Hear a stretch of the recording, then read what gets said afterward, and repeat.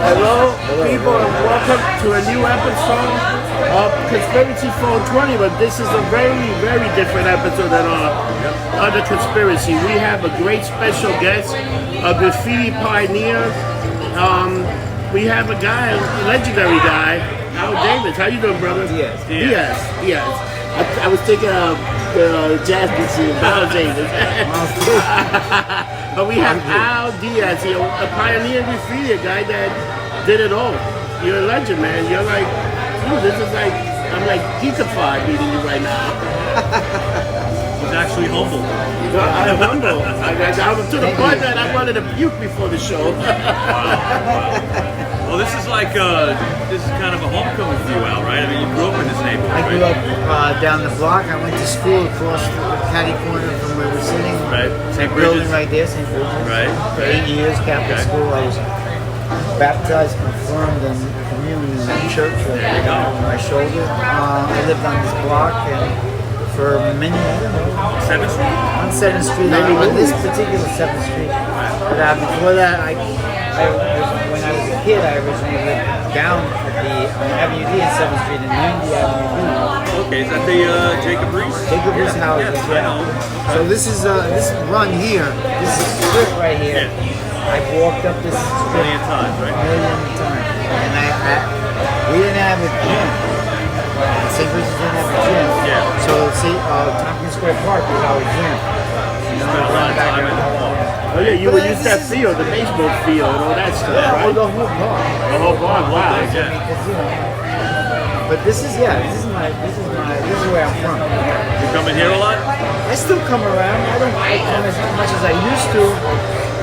A lot has changed as we see. Oh yeah.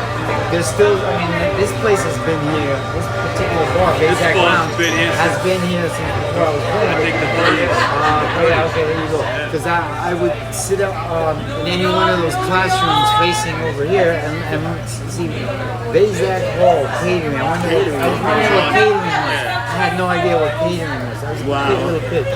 But yeah, so I was from one of the classrooms. I looked at the billboard on the side for 8 years of my life. Wow. I got something we graduated from the same high school. City at school. I graduated from City yes. Clarkson Street. No. And I went to it was on Clarkson It was on Street. Clarkson. It's still on Clarkson. Yeah. But when I went there, it was a brownstone building on Skirmer Lane in Brooklyn Heights. Wow. As Brooklyn Heights near Court Street. Yeah. The building is still there, but it looks unoccupied. I'm not sure what's going on. Maybe they're not using it. I don't know who owns the Board of Education might own it. I don't know. They might have leased it. I don't know. I can find out. But it's a valuable piece of property. Sure. And it's still there. It's still there. 59 Stone. I went to that school. I went to the one on Clarkson Street, and I graduated there. Like my final year, I got into a hump, and the counselor said, "Go to City High School. You're gonna work. You're gonna go be an intern in these different companies, and then you're gonna come to class twice a week and do whatever, and then you're gonna take a test, and that's the way it went." That's how precisely what it is. I still go there. I do like I guess like mentorship or whatever. Not really mentorship.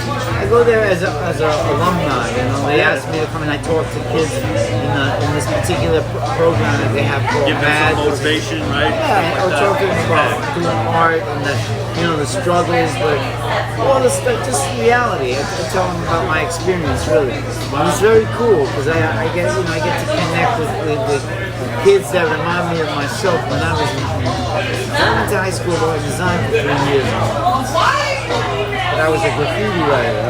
So I became more and more into spending more time writing and hanging out in the subways instead of going and everything that goes with it instead of going to school.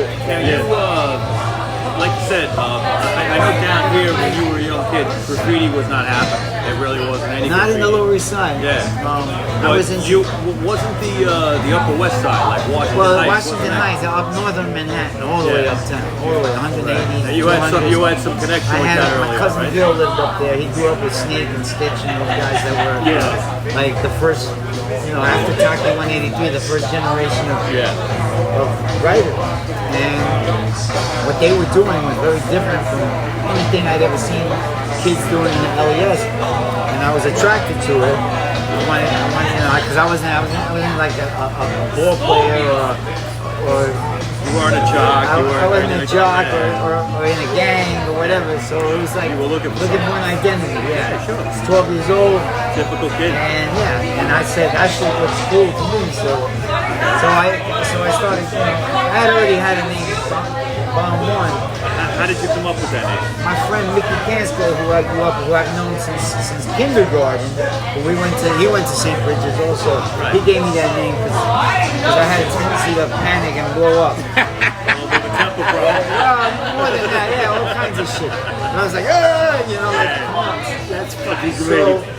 he called me Bomb. And then Bomb One, I added the ones because generally all graffiti names are followed by a number of some sort. Yeah. Either building, a number, a street number. Yeah. And in this case, it was one, the first. So Where's the first place you tagged? Yeah, that's what I don't know. Do you remember? What was the notebook? And what did you tag? Did you just put your name or did you do some kind of art or you just tagging your name It at was just a tag, B-O-M-B. Yeah. And then if you I tried to make it look slick, like with some style. Yeah. But of course, in the beginning, it was kind of corny. Yeah. And then come up over with the years, I was looking at other graffiti and trying to emulate like something that I thought looked cool. Right. And over the years, it got really nice. Yeah. But it's like anything. You practice.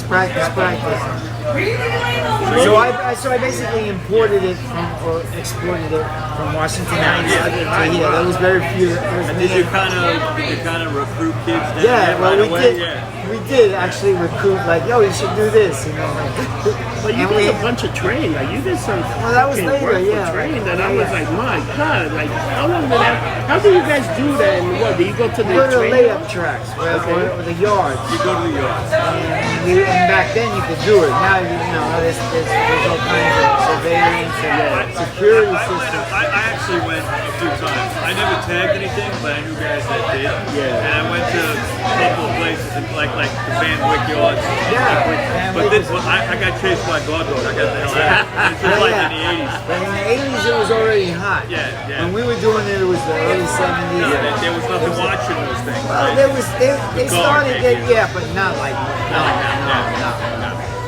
There were even guys that were tagging garbage trucks at one point. I remember Everything was Anything garbage you could. truck. It makes has a big route. So You want to be seen. anything that was city property was fair game. Garbage trucks, buses, even regular trucks. As a matter of fact, in the first Taking of the Pelham, the movie Taking of the Pelham 1, 2, 3. They used clean train. All the graffiti writers wanted to see their name on the train. Yeah. And we were all very disappointed because they used clean trains. Because they didn't want to promote the graffiti.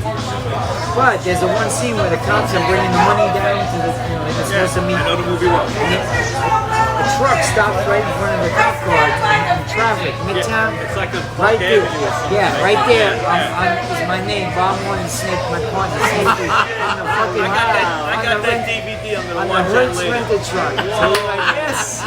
Oh, that is awesome. It was great. I got that movie at home. I'm gonna check it out. I never Yeah, noticed Bomb that. One, Snake Never right noticed there. that. So you know how this neighborhood has changed from the shit. This was a shithole back in the day. It was the kind of neighborhood that you didn't move to. You moved out of it. Right. Nobody wanted to move It there. wasn't a destination. It was Like not it a is now. destination. It was a very dangerous neighborhood. Everybody carried a knife or a weapon of some kind. Remember how, Everybody had do you remember how Avenue A was assault, Avenue B was batteries, Yeah, C was yeah. crazy, like that, they had names. D was dead. He was dead. dead. He was dead. I always it heard was- A your adventurous, B your brave, Yeah, there's C your that- there was crazy, a and D your dead. Yeah, There's a variations on the A, B, C, and D. But the way we saw it was like Village View was like that's where the white people live. Yeah. Because this was the hood down here. You know? And the East Village, I guess. It was Avenue Way, like a lot of Polish kids and stuff like that lived up here. Oh yeah, that was Ukrainians, and it was a different feel. And it was 4 blocks. So you went from you walked 4 blocks, and it was like a different world. Oh yeah. Plus the precincts are over there. The Hell's Angels. You know that the Hell's Angels, they always had a 3rd Street. Yeah. But they used to have a community board meeting at the BBR. Yeah. You know the BBR on 6th Street? It's like a boys club. Anyway, the Hells Angels had a representative in the fucking community board, bro. Yeah, they had to. They had to. So, you know, that's how it was. That's how entrenched they That's were. how entrenched in the community. And this shit was real. There was people getting thrown off rooftops. I heard the Cops didn't want to fucking come to Avenue. If there was static on that, the cops were like, I ain't going there. You ain't going there. Let me go there. I have a family member that worked for a few people when they started buying the building. He was part of the cleanup crew. They would take these abandoned buildings, they would just beat the living shit out of the people living there to get them out. And then they would squatters. They would board the building and do all kind of shit. There were squatters in there that beat the shit. And they were getting paid a lot of money to do. Somebody had a lot of money and one of these building men, and it was crazy. I have a guy that worked with those people for years. There was empty lots, bro. It looked like the South Bronx. Oh yeah, it was terrible. I was remember that. There was this right here where there's that doorman building across the street. Oh yeah. You know the doorman? Yeah. Well, first of all, there was this right here. There used to be a motorcycle gang here far. What the fuck wasn't those guys called? The newcomers. The newcomers. Their first clubhouse was right there. Oh, I didn't even know that. One of those gangs. And then they moved over to 13th or 12th Street. They used to hang out in that place called the Dugout. It was Pit Stop. Yeah, they did Pit Stop. The Dugout. I remember that. You know that club, they beat the living crap out of the guy, the owner, because he thought he was a motorcycle guy. He wasn't. And they beat the guy up. They beat the living shit out of the guy. Then the guy took it, sold the ball. Got the hell out of there. Right, the Dugout, the Pit Stop. Yeah. That used to be a cabbie hangout too. Yeah, then it became the Looking Glass. Yeah, it had that weird like Bavarian front. It looked like a it was funny, man. originally a restaurant. Anyway, the doorman building. Yeah. That lot, that was an empty lot that ran from 7th Street to 6th Street. Yeah. And that was the world's largest open air drug market. I remember. Bro, it was huge. You go in there and there'd be like 40 people selling shit. I remember I was 14 and I bought this orange barrel sunshine. And we tripped for 2 days. I was like, oh no, this shit's never gonna stop tripping. How about all the places, that lower the rope down? Yeah, well, that was later. That was later, but it was heroin inside. Heroin was big here. Oh yeah. This was the biggest heroin market in the world. The Lower Side was like synonymous with drugs. Yeah. It was. I had friends that OD that were that were strung out when they were like 16. Yeah. It was this was no joke. It was not funny. It was not cute. No, it was a fucking tough-ass neighborhood. A lot of people got a lot of the kids I grew up with in '90 and the first building I lived in Jacobs. Those dudes ended up like in the 80s. They were like all selling and using drugs, and they all like killed each other or they snitched each other out. They're not in jail, or they're probably coming back home now. Yeah. But a lot of the CBS guys are coming back. Can't be stopped. Really? Those guys are starting to come back home now. Yeah. And they've been locked up since the 90s. They're coming home now. So now they're coming back. And they're coming home and they're like looking at this shit like, what the fuck going on? Those guys are either dead or they spent most of their life in jail. And a lot of them ended up broke. Kids that we all grew up together started killing each other. Yeah. And it was all the drug game. So they OD or something, but it was early on though. When you started doing the graffiti, it wasn't that bad. no. Right? Well, it was bad. It got worse in the 70s and into the 80s. Yeah. And then in the 90s, it was still tore up over here. Yeah, but it was starting to change. Personally, I was strung out and I was coming down here for heroin. But Yeah, and it was still Avenue D was still. Avenue even D though was Avenue D. the periphery was starting to get gentrified. Yeah. There were people paying a lot of rent. Yeah, I mean, I do remember the old band thing right there, and I remember just the buildings being bombed out and homeless people setting fires. And Unfortunate apartment here was Remember the like tent city? Tent City and Tompkins, yeah. And there was a teepee in there for a minute. Yes, there was, yes. my first apartment here was $250 a month because nobody wanted to live here. And I was working at Webster Hall and I said, that sounds great, I'll take it. Yeah. Oh, you worked at Webster Hall. Yeah, when it first opened. This is me, the manager. Geneva. What was it? Geneva? Did you know Geneva? I knew Miss JC, or was it JT, or whatever? the guy in the back. Yeah, finally, he was like he was kind of like a spectrum-y guy. Like JT or something. Not the guy that sold the stuff and the cigarettes in the bathroom. There was a guy that sold the No, he was a skinny kid. He was kind of loopy. Anyway. It was so low. I know the manager. Yeah. There were a lot of people working there. Yeah, there was a lot of people. There was this one blonde with big giant tits that was there forever. She never got. She just sold T-shirts in the back. That's what I would drive. Sold T-shirts in the back. I was there a lot when it was the Ritz. I was there. When the Ritz too. The Ritz, yeah, of course. The Ritz. When I was a kid, St. Mark's Church, you know St. Mark's Church? Yeah. We had a scout troop there. Troop 222. Yeah. And we shared the room, the meeting place, not on the same night, but they used the same room for the Black Panthers and the Young Lords. Yeah. So they left all their newspapers in there. You see the shit there. Well, there was a lot going on there. You had the Fillmore East. Yeah, Fillmore East. Yeah. People lining up to get inside. Getting electric circus. The electric circus. I mean, some of the greatest bands. People don't even realize. You look at now, some of the greatest bands of all punk bands, just rock and roll bands, from Hendrix to they all play these fucking places. Yeah. Well, Hendrix had Electric Ladyland was up on 8th Street. It was. I mean, there was a lot happening down here. Even though it was run down, there was still a lot. Like culture-wise, counterculture and culture. This neighborhood used to be aimed for artists. If you were a part of the musician, you would move into these theaters because it was a starving artist kind of. Because you could afford. You could afford the rent. You could afford to pay the rent and still do stuff. Well, you didn't have to like work fucking 40 hours to do stuff. That's what was made attractive. That was what was attractive about this. Let's get into some of the meat and potatoes here, okay? You ran with Jean-Michel Basquiat. Yeah. How'd you meet him? I met him at Diaz in Brooklyn.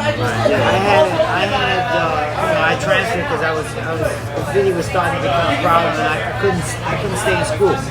So I ended up, me and a few other people ended up at CDS from art and design at City as a school, and it was in its third year of it. It was an experiment. Yeah, it was an experiment.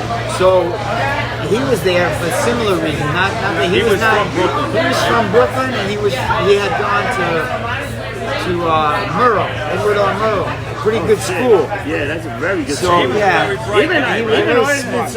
art design was no joke. Art design was a good school too. It was a big graffiti school. So I don't know what issues. He probably just had he was hard to handle as a student.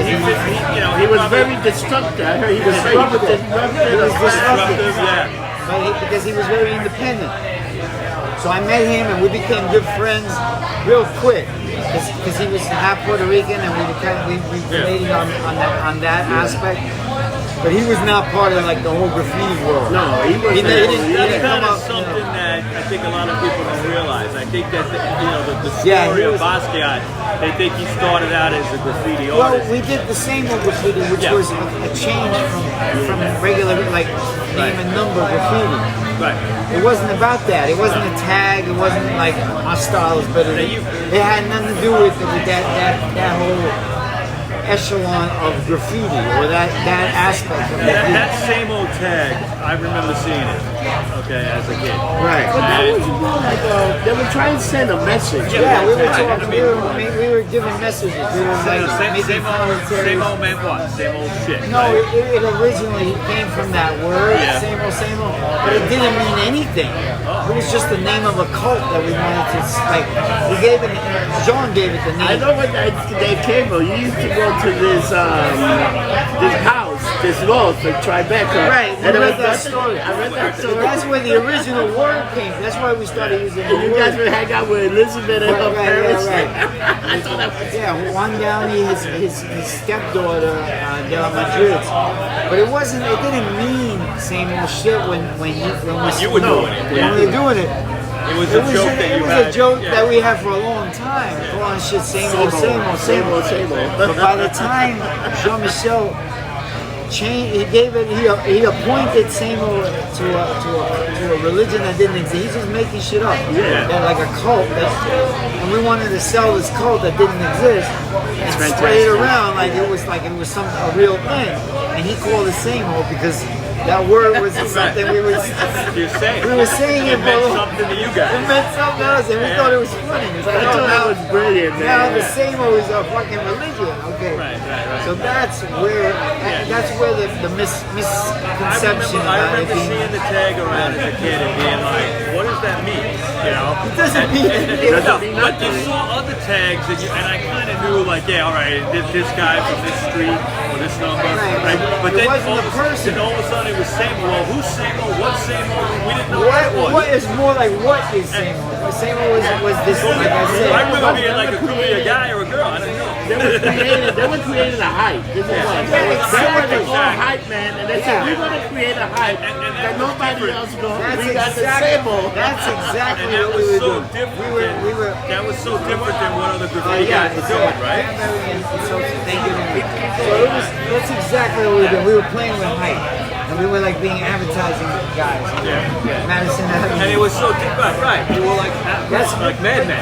Yeah, Mad Men, but teenagers, and we thought it was a good idea, and we wanted to see how far we can go with it. Now, let's say once the same old thing was taken off, you were putting it as many places as you could, right? When did it start to get the attention of By bigger shot people? You know what I mean? first of all, same old. It only lasted from January of 1978 to about early '79. But most of it was done in Some of it was left there because I can remember seeing Yeah, I mean, it no, around. I'm saying That's when you were doing it. Doing it Yeah. when we were most active, and it was in December of 1978 at the Village Voice. We met at the Grassroots. Yeah, this guy I used to Philip hang out there, yeah. we used to hang out there all day. Back when it was 18 years of drinking age, so you Yeah. could drink it. Yeah. Anyway, and get the pictures of beer and just. Yep. Yeah, that was a Anyway, good bar. it was great. So we somehow Jean-Michel got in touch with this guy, Fafford. He somehow, I don't know, I can't remember, it's a long time ago, but he ended up meeting him and we all met there and started talking. We gave him the story. He offered us $100, $50 a piece, and we were like, yeah, let's do it. Yeah. Meanwhile, we had told, thank you, we had told the Soho Weekly News that we were going to give them the story, and we just fucking like dissed them. Like, we just left them hanging and went for the money, right? Yeah. So yeah, so within a year, within 12 months, a little under, 11 and a half months since we wrote our first single was when we were in the newspaper. So it was pretty good and pretty successful ad campaign, if you will. You guys did like a same old pamphlet. You did like a pamphlet with a bunch of people. That was like, the first week. Yeah. It came out. I got copies of it. It came out in the school newspaper too, with like testimonials. What was the What was the Drawings, testimony? we like draw little heads. Like, I tried Samo and my life has changed. Samo's been There very, was a very guy good in to me. jail. I drew a guy in jail. He said, since I've been locked up, I'm pitching up on my Samo. The guy had like with numbers on his chest. It was funny. And all it was hype. Yeah, it was, I mean, yeah, it's just hype. It was real hype, but it was really worked for it. I like this one that I saw, same old. Because a war is simple, a three-letter word for business as usual. Right, because It's like, war is holy simply shit. that's a new same one. That's the ones that I'm doing. Like I saw love that. that one. I Most, saw you that. know, I'll just mention quick. He has an exhibit right now on Orchard Street at the. Actually, I took it down yesterday. Oh, it's gone. Yeah, it was only till October 1st. Oh shit! I But- didn't realize that. But no, thanks. But it was. What are you doing now? And Beyond the I had work at Beyond the Streets also. Yeah. Oh, wow. Which was the big street art slash graffiti culture show of the which includes artists from all over the United States and the world. And it's a seminal show, explaining the street art graffiti phenomenon. Now, with Basquiat, once he started to take off, okay, you guys obviously still stay friends, right? All that, pretty much. But we had a period where we were hating on each other. Yeah. For a variety That's of like reasons. everybody. It happens. It happens. Yeah, we were close friends, and I was like, fuck you, I want to do this and that. Yeah. But there was a lot of reasons. We were always fighting at this point. You know how kids are. And he wanted to be an artist, and which was fun. Yeah. Because he was very deliberate and determined, and he was going to do stuff that was going to make it. Jean-Michel was a very, very intelligent person, super smart, super assertive, didn't care about like what you had to say, wouldn't take negative criticism and make it work against him. He would somehow channel it so that it would work for him. That's what you gotta do.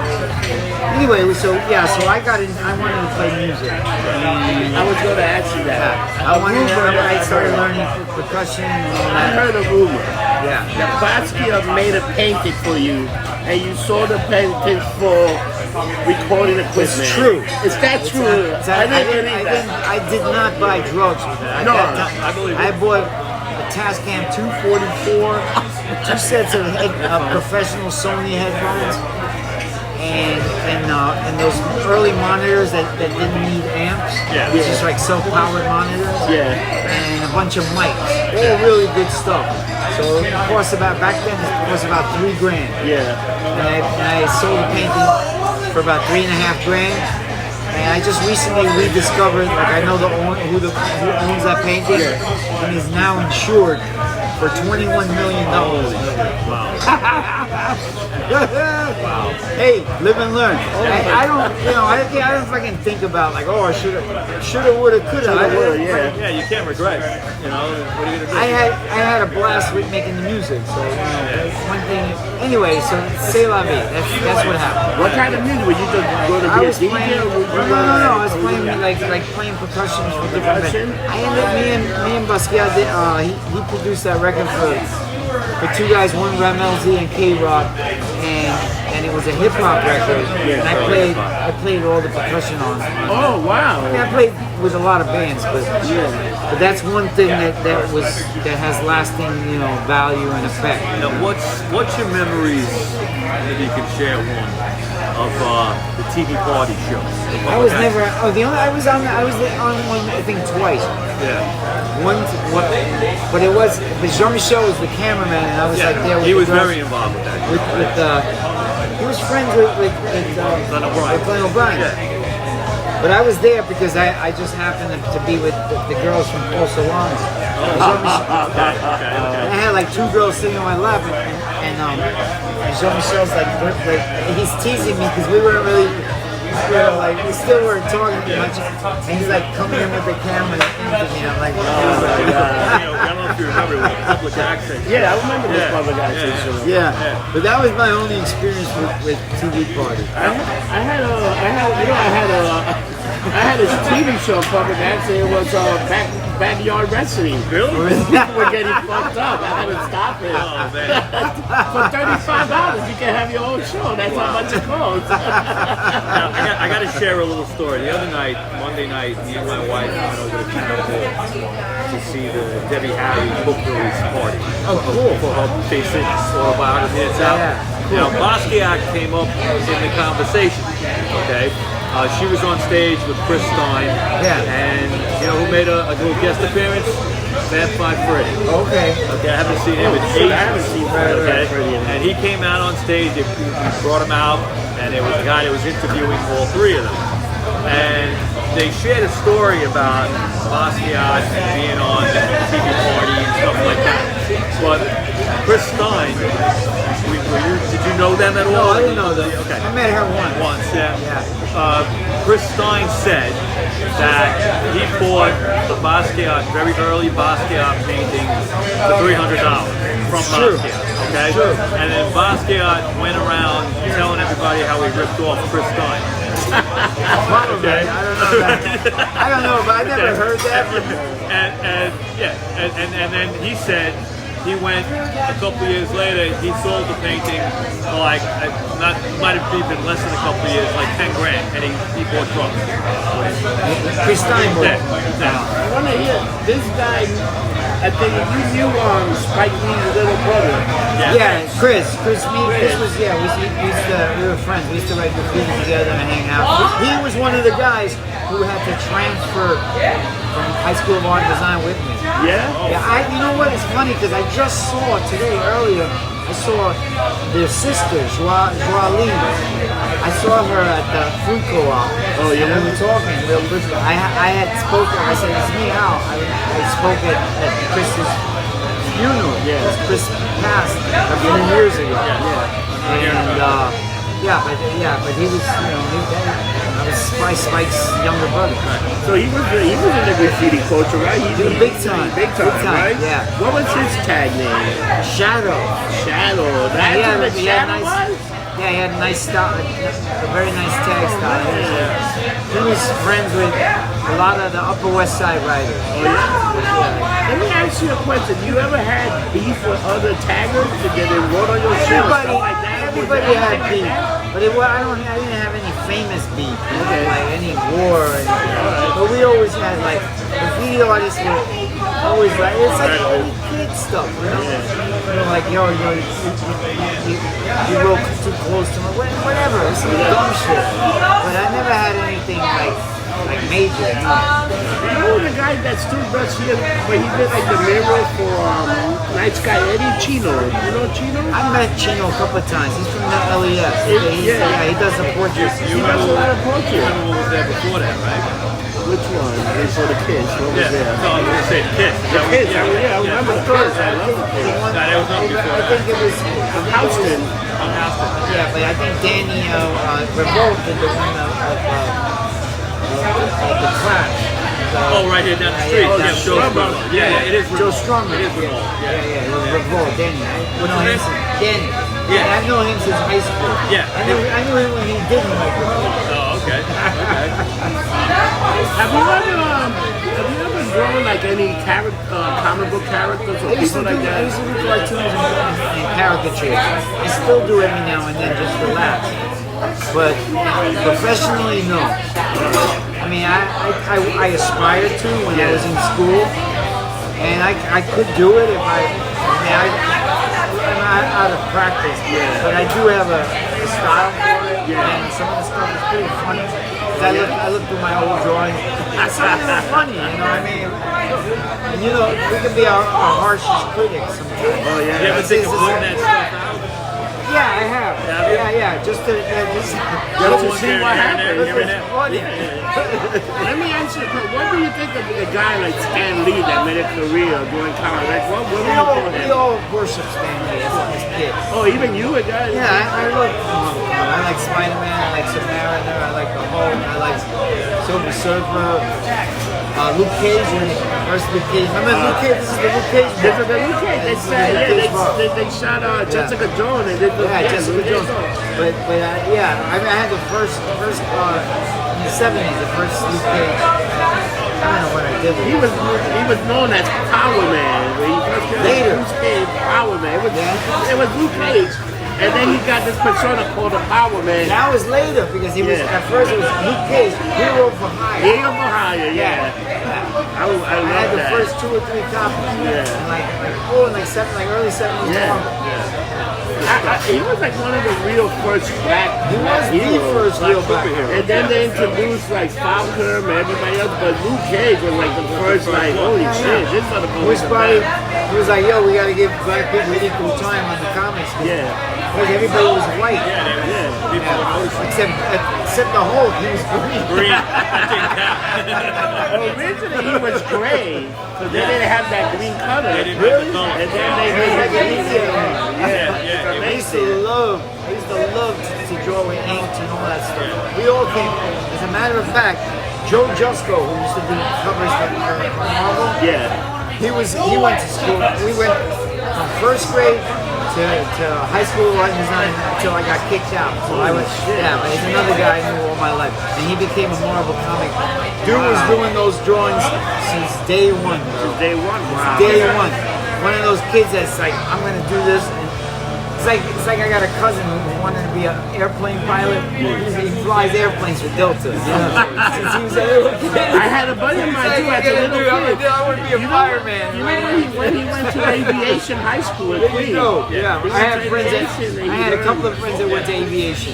The whole Nieves family, every one of those motherfuckers. Wow. And they worked with one of them worked for repairing airplanes. Wow. Mechanics, yeah. Yeah, because that's what they teach you. They teach you how to fly, how to be a mechanic, how to do the whole thing. So, and it's amazing that, you know. And it's another, you know what? Everybody talk about New York. New York, so, hey, what's up? New York got some of the best schools that people don't realize. I think a lot of those vocational schools, when we were growing up, that's another thing about New York.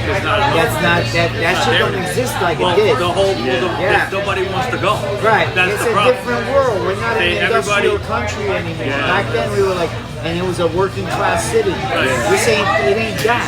Service It based. is, That's what we are. it's like, yeah. I don't know what we are anymore. Technology, times have changed, so nobody wants to But be you a know fucking oil something? mechanic. You want to know something else?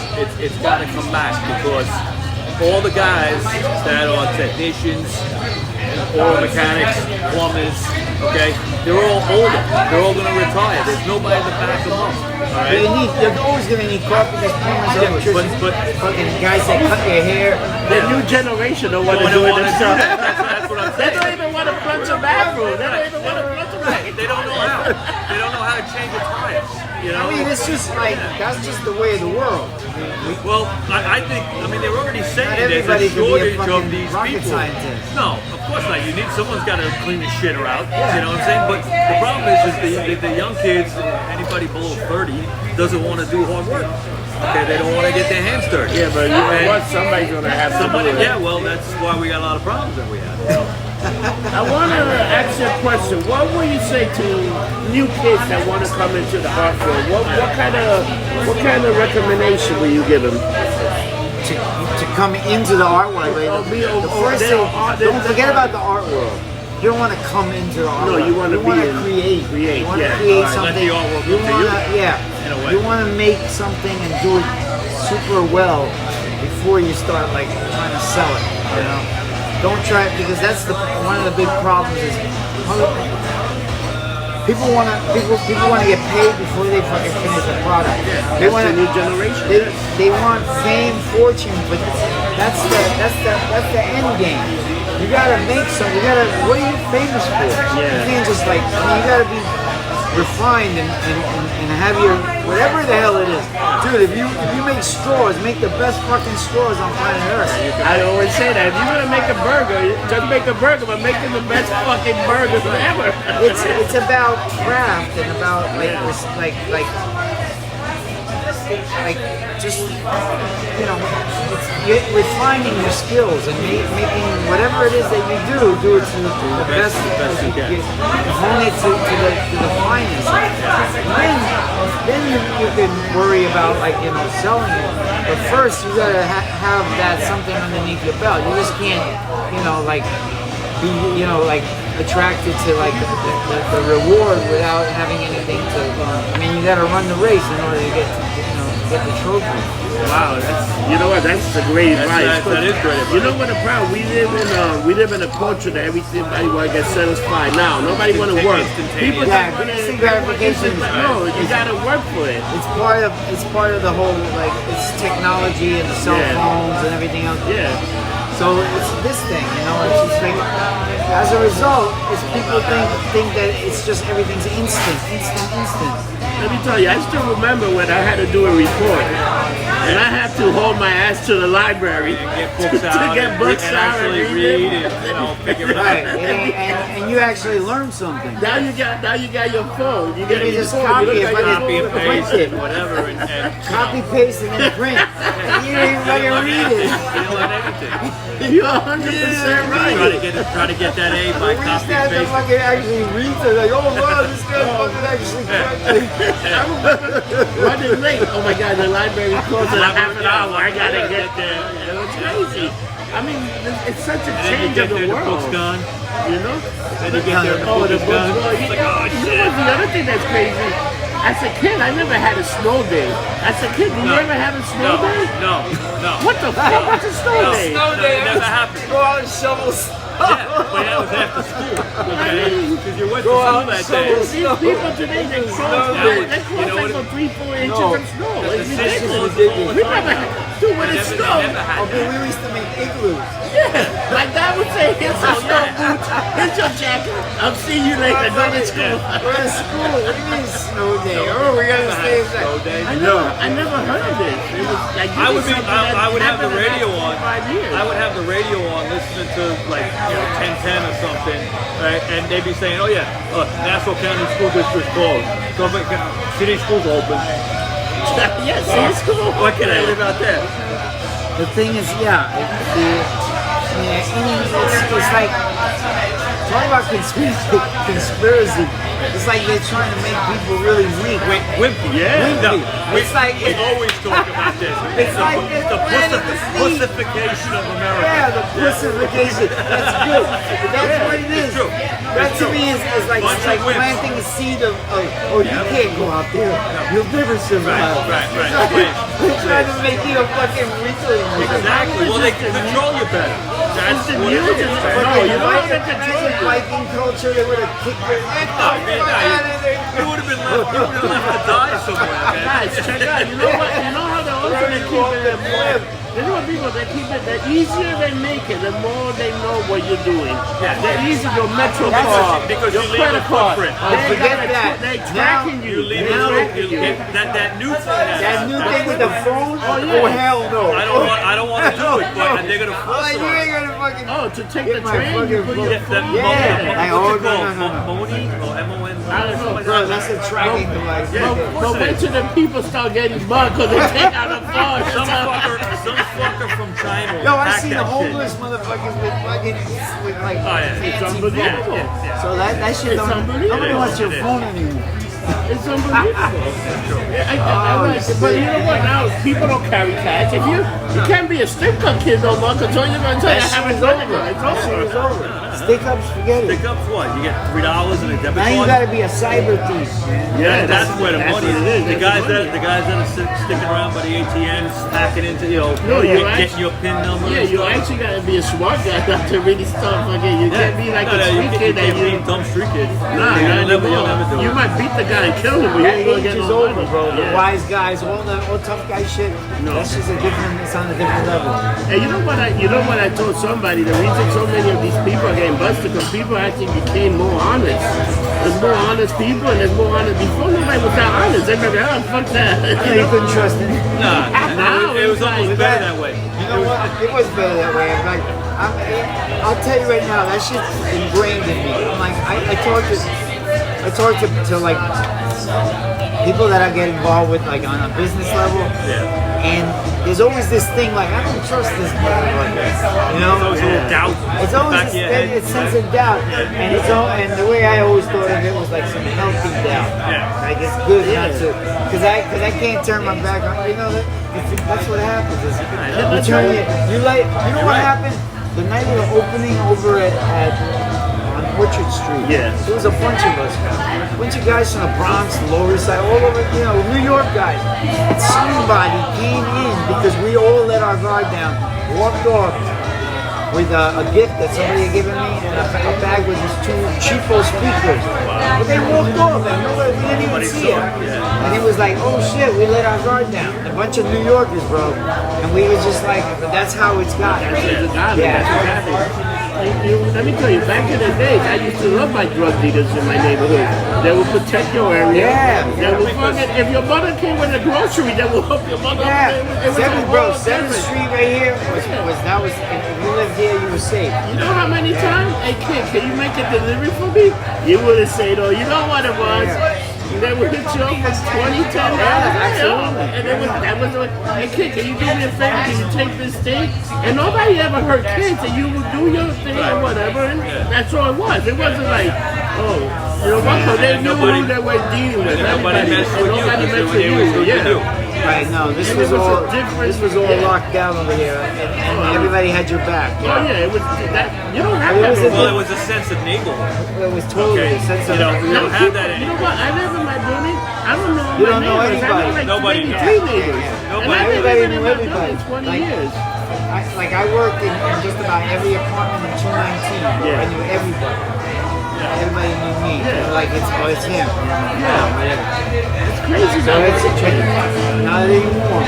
I don't know half the fucking people there. And nobody says hello. Oh yeah, I miss old New York. Like sometimes I look at it, I mean, like it's not what You know, it had its like, I mean, yeah, like it was dangerous, but it was also, there was a better sense of community, a stronger sense of community. No, it was dangerous, but you know what? If you lived there, it really wasn't dangerous. You know what not to Right, do. you know it.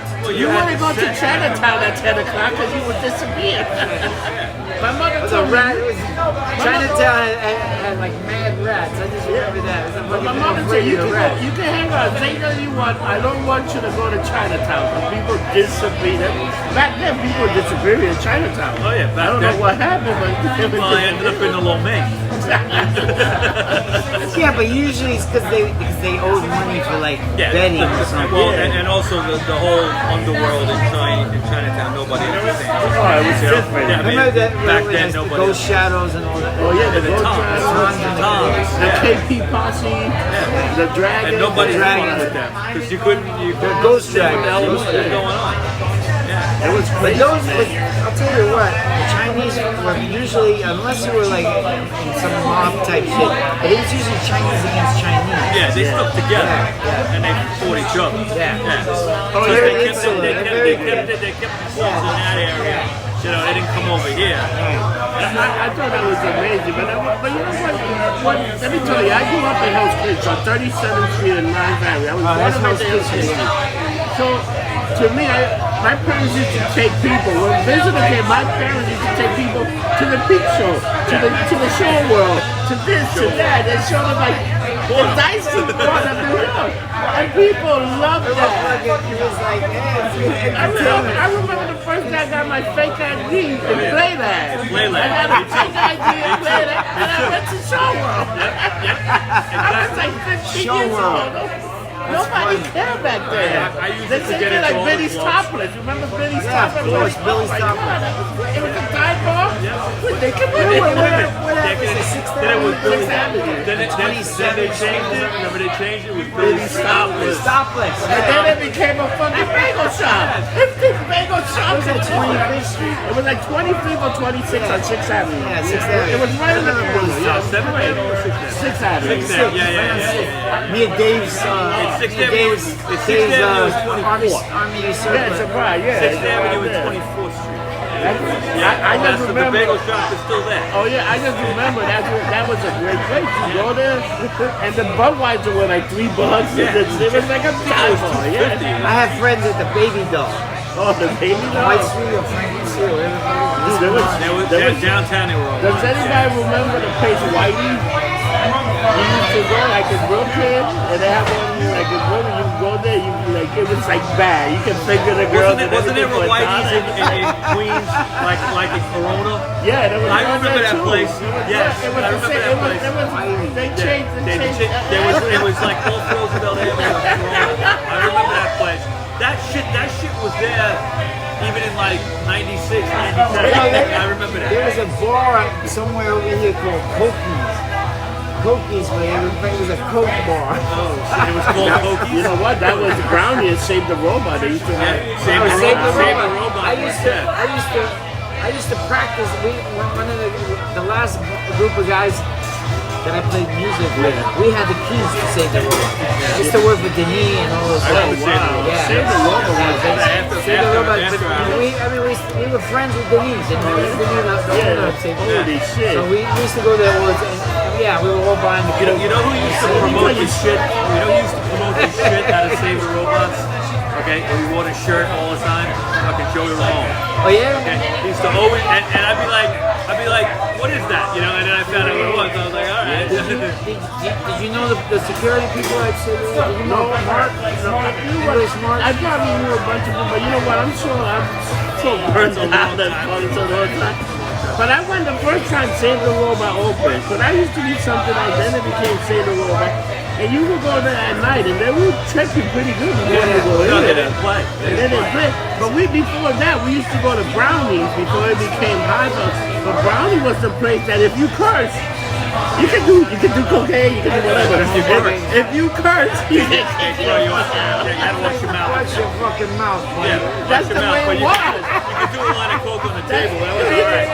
Dude, you can do anything. You can smack somebody around, but if you say fuck you, I remember that. When they cleaned up Brownies and they opened up a new Brownies, yeah. where there was that guy Six, half Chinese, half Irish. Yeah. I used to drink. I was drinking back then. I drank. I remember drinking so much fucking Guinness that I got carried. My friends carried me. Like they carried literally. But that was later in Brownies. Then it closed and it became High Five. But you don't think Now it's Coney Island. Now it's whatever. It's a new Coney Island Baby. But let me tell you, this neighborhood, you would come here, you would hang out different places. There was so much activity to do. It was a neighborhood. You could go to Coney Island High. You could go to CBGB. There was shows. You could go everywhere. There was shows every night. In Continental, there was shows every night. What the fuck happened? Well, Everything went online. Everything went online. that generation, it's over, bro. It's like I feel like a dinosaur almost. Like, Well, look, we the are three of us sitting here were like, we're fucking almost extinct. All right? I mean, it doesn't exist anymore. We're talking about 30 years ago. It's 25 years ago. And more, So, you know? So it's been a minute. No one can, I mean, look, half the people, look straight ahead. Yeah, it's kids. A dozen of these people, 20 years ago, they'd be fucking sliced into pieces over here.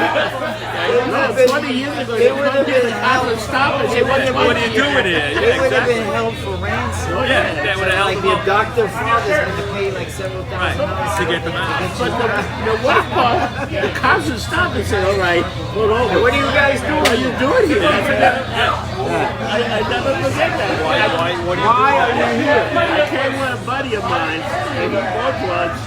2 minutes we come out of the project, they up. You had Jersey plates and you came down there. It was over, bro. But you had Jersey, you had Pennsylvania, you had a bunch of places over the place coming And in. you know any out-of-state place? Yeah. Because they were like, this guy's coming to buy drugs. That was the only reason to be That's over the here. only fucking reason to be over here. And then you know what? You got smack, you got crack. It's the same thing like a health picture. There were certain places there were drug dens. There was just a partner with whatever the fuck That's you the only wanted. reason that you're there. They used to line up over here, bro. They had fucking line up, like people standing on line, like to get welfare cheese, to get fucking heroin. Hell, you might know this. You remember that bolita? bolita? People who play numbers? Yeah, bolita. I had an uncle from Larry Wall who sold bolita. There was a health kitchen. There was a place where everybody, in the front it was a bodega. You went to the back of the door, there were tables, and then you pick your number. So for $1, you won $600 if you got the number straight. Or you could combo. It was insane. Somebody would come and stay out. There was a place on 103rd Street like that, in bolita. It's called Policy. That's what In Harlem. There were They call places it here too. Policy. Oh, there were guys on the street that would show you la bolita. La bolita numbers. They were numbers, yeah. And sometimes there was an old lady even doing it. Yeah. It's just anybody selling them. It was crazy, man. It was a different time now. Policy. Now we got, you know what, the lottery got smart. Fuck it, let's make the Make it money. legal. Make it legal. No, the sports betting, they right? fucking killed that whole They killed that whole thing. Who the But hell? that just started in Harlem in like the 20s. No, Oh, yeah, of course. it was Right. way back. Yeah. To the early, like Bumpy Johnson, pre-Bumpy Johnson came out of that whole thing. Enforcer. But it started with Policy. Yeah, wow. I like the gamble. The mafia one, the Italian mob got into Harlem because they wanted a piece of the Policy. Yeah, right. Because they were making so Dude, much that money. was a lot of The money first to be millionaires, like the big gangster millionaires in Harlem, were because of Bolita. Bolita, wow, the party. That's incredible. I knew there were people making, they had houses making, they must have made like over $1 million in a week. And they probably didn't even pay that much out. And it was all cash, no nothing. And I remember when these places would get busted, they would get destroyed, the cops would arrest them. Within 3 days, it was back open. Somewhere else, all right. No, same place, it was back open. It was Paying off cops, man. yeah, that's what pretty much was. The only time they bust you is when they got a new captain. That captain didn't get his paycheck. They'll hit He it. had to make a splash. Yeah, it was dude, New York It was was a whole different New York world. was a whole different world. Hey, if you had a bar, the cops come in, give you $200 a week, you would never have a problem. You can have a 12-year-old that's on top of the bar drinking.